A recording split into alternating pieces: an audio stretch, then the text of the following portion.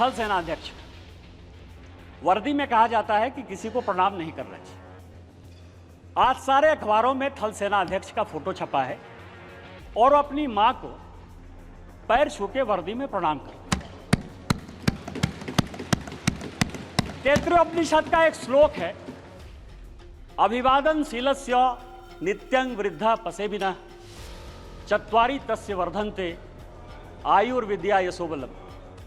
आपसे जो भी बड़े आदमी हैं, पद की, मर्यादा की कभी परवाह नहीं करी। अभी पार्लियामेंट खत्म हुआ, मैं फरवरी की बात कर रहा हूं। जिस दिन पार्लियामेंट खत्म हुआ मैं बाहर गाड़ी का वेट कर रहा था। मैं सबसे ज्यादा कांग्रेस पर अटैक करता हूं। राहुल जी, सोनिया जी या पूरा कांग्रेस गांधी परिवार मेरा टॉपिक है, क्योंकि मेरे फादर 1975 में इमरजेंसी में सैक कर दिए गए, उनकी जिंदगी में नौकरी नहीं लगी। 19 महीने मेरे परिवार के लोग इमरजेंसी में बंद रहे, इसलिए कांग्रेस के प्रति इतना विद्रोह या ये चीज जो है मेरे मन में है, बचपन से है, क्योंकि मेरा बचपन मैंने देखा ही नहीं, क्योंकि हम लोग सभी देशद्रोही के परिवार के माने जाते थे। सोनिया जी आई, सोनिया जी ने मेरा हाथ पकड़ा सबके सामने, क्योंकि सबके सामने पब्लिक में एक काम हुआ, इसलिए मैं पब्लिक में बात कर रहा हूं। और उन्होंने मुझे कहा कि निशिकांत, आज मेरी तबीयत खराब थी, लेकिन तुम्हारे जैसे लोगों को पार्लियामेंट आना चाहिए। मैंने प्रणाम किया उनको। मैंने ये नहीं सोचा कि वो सोनिया गांधी, वो बड़ी हैं। आप किस तरह के डिस्कोर्स में ले जाना चाहते हो? माननीय मोदी जी हमारे पार्टी के बड़े आदमी हैं। पार्टी टिकट दी तो ओम बिरला जो है इस कुर्सी पर बैठे। यदि उनको पैर छू के भी प्रणाम कर लेते ओम बिरला जी, तो उस कुर्सी की ताकत कम नहीं होती। आपको भारतीय सभ्यता और संस्कृति के बारे में नहीं पता है, और यदि भारतीय सभ्यता संस्कृति के बारे में नहीं पता है तो आप जिंदगी में कुछ नहीं कर सकते हो। आज आप 98 में हो, अगले चुनाव में आपको जो है लीडर ऑफ द अपोजिशन का भी मौका नहीं मिलेगा। आपने मुझे मौका दिया। इन्हीं शब्दों के साथ जय हिंद, जय भारत। मैंने कल से लेके आज तक सभापति महोदया सारे विपक्ष के भाषण को सुना। सारे विपक्ष के भाषण में असत्य, गुमराह करने वाले तथ्य, निराशावादी, डर, और डर की जो पराकाष्ठा हो सकती है कि डर के आगे कुछ नहीं है, हम कभी जीत नहीं सकते, उस तरह के भाषण को देखा। यहां विपक्ष के नेता ने भाषण दिया, सभापति महोदया, मैं वो नहीं हूं जो हूं, जो मैं दिखता हूं वो मैं नहीं हूं। पिछली बार मैंने कहा था कि यहां प्रेत आकर भाषण देके चला गया। इस बार जो मुझे लगा उनके भाषण से कि एक फिल्म हमने देखी थी मिस्टर इंडिया, अनिल कपूर जो है किसी को दिखते नहीं है, फिर दिख जाते हैं। यदि लाल जो है कहीं दिखाई देगा तो वो मिस्टर इंडिया के अनिल कपूर हैं, जो दिखते हैं वो नहीं दिखते हैं, जो दिखते हैं वो नहीं दिखते। विपक्ष का क्या डर है सभापति महोदया, ये आप समझिए। गॉस्पेल ट्रुथ के आधार पर असत्य को सत्य बनाने की कोशिश कर रहे हैं। पूरा विपक्ष जो मुस्लिम की राजनीति करता रहा, आज हिंदू हिंदू चिल्ला रहा है। जिस लोकसभा से अवधेश, जिस लोकसभा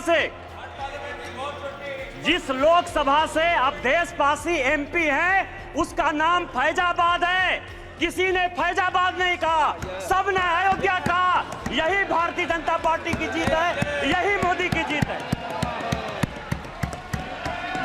और मैं प्रधानमंत्री जी को बधाई देना चाहता हूं, धन्यवाद देना चाहता हूं। रामायण की चौपाई है कि राम रमापति करधन लेहु, खैंचत चाप मिटाई संदेहु। उन्होंने पूरे देश को यह मैसेज दे दिया कि यह देश हिंदू है, हिंदू राष्ट्र है, और मुसलमान के नाम पर कोई राजनीति नहीं हो सकती है। फैजाबाद का नाम अपोजिशन के किसी आदमी ने नहीं लिया। क्या सत्य है? इन्होंने कहा हमारे ऊपर ईडी आ गई, हमारे ऊपर सीबीआई आ गई, हम किसी से नहीं डरते। आप वहां चले गए, बांसवाड़ा चले गए, आपने क्या भाषण दे दिया, क्या जीत गए? मैं एक ऐसा शख्स हूं, अखिलेश जी सुनिए आराम से, मेरे ऊपर कांग्रेस और जेएमएम ने 44 केस किए। मेरे 80 साल 85 साल के माँ पिताजी के ऊपर केस हुए। गैलरी में मेरी वाइफ बैठी हुई है, मेरे बच्चे बैठे हुए हैं, उनके ऊपर केस हुआ, भाई के ऊपर केस हुआ, और सरकार ने आरटीआई मैंने मंगाया है 10 करोड़ रुपया हाई कोर्ट और सुप्रीम कोर्ट में मेरे से केस लड़ने के लिए किया। मैं जब चुनाव लड़ने के लिए गया, राहुल गांधी जी की यात्रा हुई, मल्लिकार्जुन खड़गे का 2 कार्यक्रम हुआ, प्रियंका गांधी जी गई, उन्होंने कहा कि मैं चैम्बर में बैठा रहता हूं, और मैंने कहा कि मैं मोदी का सिपाही हूं, मैं भारतीय जनता पार्टी का सिपाही हूं, और मैंने वचन लिया, प्रण लिया कि मैं जनता के पास वोट मांगने नहीं जाऊंगा। 2 मार्च को पार्टी ने मेरा टिकट अनाउंस किया, 2 मार्च को, मेरा चुनाव 1 जून को हुआ। 90 दिन के पूरे कैंपेन में मैंने जनता से वोट नहीं मांगा, और मैं यहां पार्लियामेंट में जीत कर आया, आपको हरा कर आया हूं। जिस क्षेत्र से हेमंत सोरेन विधायक हैं, उस जिले का मैं सांसद हूं, और आदिवासी बाहुल्य इलाके से मैं 10,000 वोट से जीत कर आया हूं। मेरा समय है, आप सुनिए, मेरा समय है, 5 मिनट में खत्म नहीं होगा ये बातें। किस तरह का सत्य और असत्य की बात कर रहे हो आप कह रहे हो, मुस्लिम की बात कर रहे हो, मंगलसूत्र की बात कर रहे हो कि प्रधानमंत्री जी ने घुसपैठिया कह दिया। हाँ, प्रधानमंत्री जी ने घुसपैठिया कह दिया।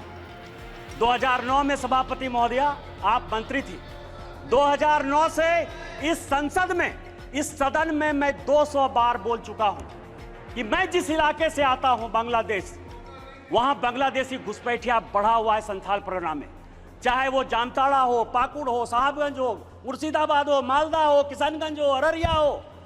और हालत यह है, हमारी स्थिति यह है कि यहां विजय हांसदा बैठे हुए हैं, मैं उनसे पूछ रहा था, गोपीचक एक गांव है, गाय काट दिया, और गाय काटने का जब मुसलमानों ने प्रतिरोध किया, अभी 15 दिन पहले पूरे बांग्लादेश, वहां से आके बांग्लादेशी घुसपैठिए जो अपने आप को पश्चिम बंगाल का नागरिक कहते हैं, उन्होंने हमारी बहू बेटी का इज्जत लूटा, उनके घर को जलाया, उनके घर को भगाया।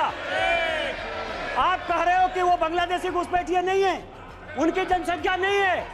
स्पीकर साहब, पूरे देश भर में, मैं गोपीचक की बात कर रहा हूं, सभापति महोदया, सभापति महोदया, सभापति महोदया, पूरे देश में परिसीमन हो गया, पूरे देश में परिसीमन हो गया। आप आदिवासी की बात करते हो, आप पिछड़े की बात करते हो, हमारे यहां परिसीमन नहीं हुआ। आदिवासी की संख्या जो 36% थी, वो 26% हो गई। ये पूरे देश को जानने की आवश्यकता है। 1 लोकसभा का सीट आदिवासी का और 3 विधानसभा का सीट घट रहा है। परिसीमन नहीं हो गया, घुसपैठिए बढ़ रहे हैं, आदिवासी लड़कियों के साथ शादी हो रही है, धर्मांतरण हो रहा है। इसके बाद भी आपको लगता है कि प्रधानमंत्री घुसपैठिए की बात नहीं करेंगे? किस तरह की राजनीति कर रहे हो आप? मैं आपको बताऊं, सभापति महोदय, सभापति महोदय, शिव की बात होती है, हम उस विचारधारा के लोग हैं। अतजल गगरी छलकत जाए, जिसको कुछ समझ में नहीं आती। यदि आपको शिव का ही दिखाना था, गुरु नानक का दिखाना था, तो मंदिर चले जाते यार, गुरुद्वारा चले जाते। इस पार्लियामेंट में फोटो क्यों दिखा रहे? चले जाते ना। और जिस अभय मुद्रा की बात कर रहे हैं, मैं ब्राह्मण हूं और मुझे गर्व है कि ब्राह्मण हूं। जिस अभय मुद्रा की बात करते हो, भगवान शंकर को 4 हाथ है, 4 हाथ है, 1 हाथ नहीं होता है। और हस्त मुद्रा में ऐसे भी हाथ है, ऐसे भी हाथ है, ऐसे भी हाथ है, 28 मुद्राएं हैं। और 28 मुद्रा क्या है जो माननीय मोदी जी कह रहे हैं, ये सबको जानने की आवश्यकता है।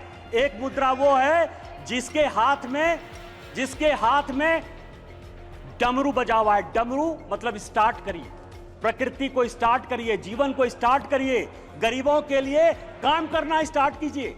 दूसरे हाथ में क्या है? डिस्ट्रॉय करना, अग्नि है भगवान शिव के हाथ में। वो ये कहता है कि चाहे हेमंत सोरेन हो, चाहे केजरीवाल हो, जो भ्रष्टाचारी है, जिसने जनता का पैसा लूटा है, उसको जेल भेजिए। तीसरा हाथ है जो ये कहता है कि जनता को खाना खिलाइए। और चौथा हाथ है कि कभी भी विकसित भारत के लिए, भविष्य के लिए, इंसॉल्वेशन के लिए, ये भगवान शिव हैं। आपको यदि धर्म नहीं पता है यार, कहां से धर्म के बारे में पता करोगे? त्रिशूल जो है भूत, भविष्य और वर्तमान की व्याख्या करता है, इसीलिए वो त्रिशूल है। और हमारे प्रधानमंत्री भूत, भविष्य और वर्तमान को देखकर विकसित भारत के संकल्प के साथ आगे बढ़ रहे हैं। इसलिए ये बात आपको समझ में नहीं आएगी।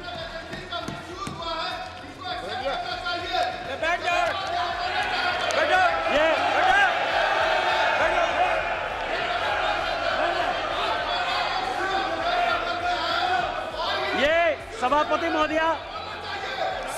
महोदया ये संविधान की बात करती हैं। अभी मैंने कहा मिसा जी मैं आपके बारे में बोला, उन्होंने कहा कि मैं बोलूंगा। मिसा भारती जब पैदा हुई तो जेल में थी। मेरे गुरु गोविंदाचार्य उस वक्त वो भी जेल में थे, राम बहादुर राय भी जेल में थे, और लालू जी को राम बहादुर राय ने सजेस्ट किया कि अपनी बेटी का नाम मिसा रखो, इसीलिए उनका नाम मिसा भारती। जिस किताब का विमोचन राहुल गांधी ने किया, MK स्टालिन की आत्मकथा का, उसमें सबसे बढ़िया टॉपिक क्या है सभापति महोदया पता है? कि इमरजेंसी में जो है मेरे पिताजी ने पुलिस को हैंडओवर कर दिया। और यहां बैठे हुए हैं अखिलेश यादव जी, इनके पिताजी के साथ मुझे काम करने का मौका मिला, और बड़े आदमी थे, इतने बड़े आदमी थे कि वो हमेशा कहते थे कि मैं तुम्हारा भाषण सुनता हूं। उन्होंने मुझे इमरजेंसी की कहानी सुनाई कि जिस दिन इमरजेंसी गए तो उनकी वाइफ के पास जो है खाना खिलाने के लिए अपने परिवार के पास नहीं था। आप संविधान की बात करते हो, आपने कहा राज्य डिवीजन कर लिया। आपको पता है कि क्या हुआ? 7वां संशोधन 1956 में जब नेहरू ने किया तो उन्होंने कहा संविधान की आत्मा, आपने भी नरेंद्र मोदी कहा इसलिए मैं नेहरू कर रहा हूं। मैं जानता था कि आप अटैक करो। Please address the chair.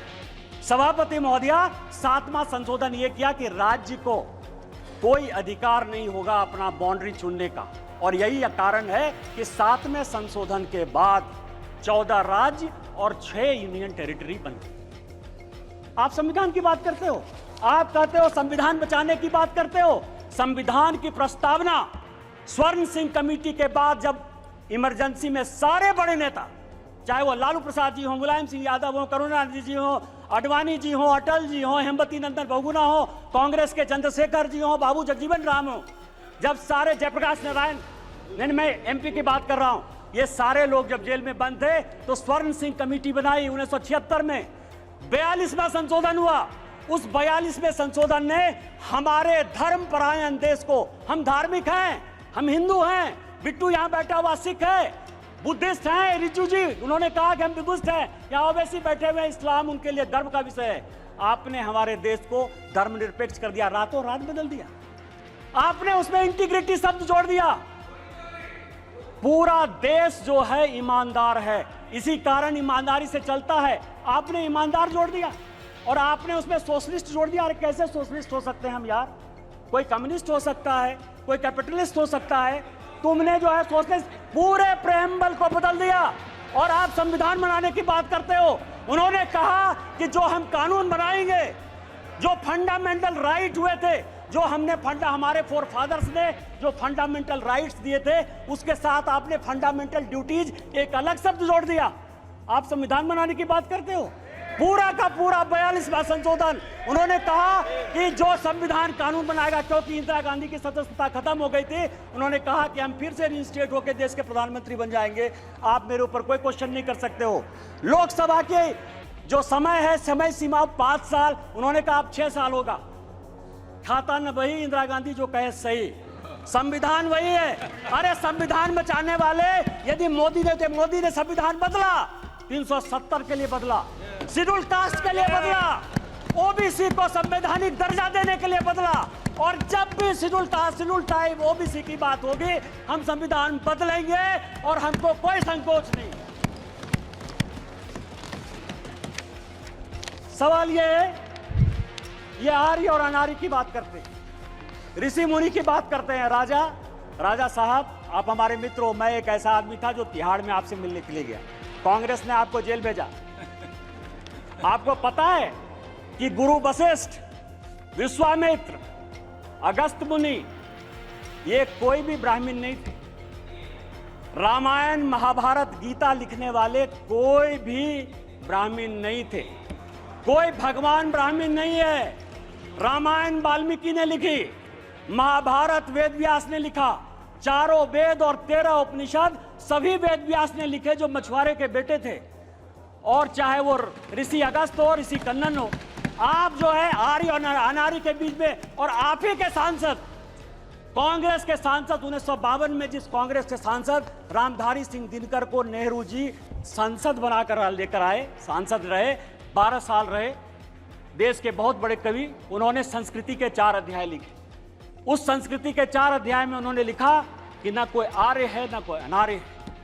जो हरिजन, जो शेड्यूल कास्ट तमिलनाडु का है, वही कलकत्ता का ब्राह्मण है, और जो कलकत्ता का ओबीसी है वही पंजाब का जो है सिख है।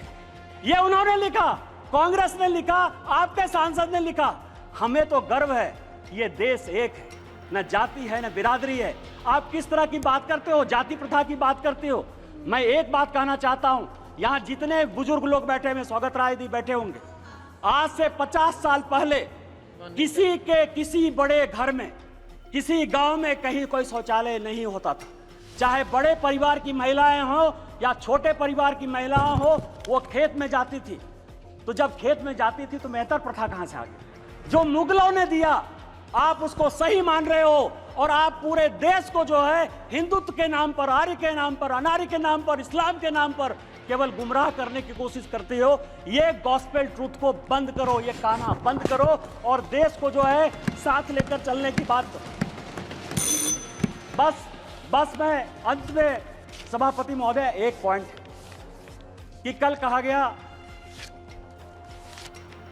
कि स्पीकर साहब जो है झुक के प्रधानमंत्री जी को जो है अभिवादन किए और राहुल जी को ऐसे। आज मैंने एक फोटो देखा थल सेना अध्यक्ष, वर्दी में कहा जाता है कि किसी को प्रणाम नहीं करना चाहिए। आज सारे अखबारों में थल सेना अध्यक्ष का फोटो छपा है, और अपनी मां को पैर छू के वर्दी में प्रणाम कर। तैत्तिरीयोपनिषद का एक श्लोक है, अभिवादनशीलस्य नित्यं वृद्धा पसेबिनः चत्वारि तस्य वर्धन्ते आयुर्विद्या यशोबलम्। आपसे जो भी बड़े आदमी हैं, पद की, मर्यादा की कभी परवाह नहीं करिए। अभी पार्लियामेंट खत्म हुआ, मैं फरवरी की बात कर रहा हूं। जिस दिन पार्लियामेंट खत्म हुआ, मैं बाहर गाड़ी का वेट कर रहा था। मैं सबसे ज्यादा कांग्रेस पर अटैक करता हूं। राहुल जी, सोनिया जी या पूरा कांग्रेस गांधी परिवार मेरा टॉपिक है, क्योंकि मेरे फादर 1975 में इमरजेंसी में सैक कर दिए गए, उनकी ज़िंदगी में नौकरी नहीं लगी। 19 महीने मेरे परिवार के लोग इमरजेंसी में बंद रहे, इसलिए कांग्रेस के प्रति इतना विद्रोह या ये चीज़ जो है मेरे मन में है, बचपन से है, क्योंकि मेरा बचपन मैंने देखा ही नहीं, क्योंकि हम लोग सभी देशद्रोही के परिवार के माने जाते थे। सोनिया जी आई, सोनिया जी ने मेरा हाथ पकड़ा सबके सामने, क्योंकि सबके सामने पब्लिक में एक काम हुआ, इसलिए मैं पब्लिक में बात कर रहा हूं। और उन्होंने मुझे कहा कि निशिकांत, आज मेरी तबीयत खराब थी, लेकिन तुम्हारे जैसे लोगों को पार्लियामेंट आना चाहिए। मैंने प्रणाम किया उनको। मैंने ये नहीं सोचा कि वो सोनिया गांधी, वो बड़ी हैं। आप किस तरह के डिस्कोर्स में ले जाना चाहते हो? माननीय मोदी जी हमारे पार्टी के बड़े आदमी हैं। पार्टी टिकट दी तो ओम बिरला जो है इस कुर्सी पर बैठे। यदि उनको पैर छू के भी प्रणाम कर लेते ओम बिरला जी, तो उस कुर्सी की ताकत कम नहीं होती। आपको भारतीय सभ्यता और संस्कृति के बारे में नहीं पता है, और यदि भारतीय सभ्यता संस्कृति के बारे में नहीं पता है तो आप जिंदगी में कुछ नहीं कर सकते हो। आज आप 98 में हो, अगले चुनाव में आपको जो है लीडर ऑफ द अपोजिशन का भी मौका नहीं मिलेगा। आपने मुझे मौका दिया। इन्हीं शब्दों के साथ जय हिंद, जय भारत।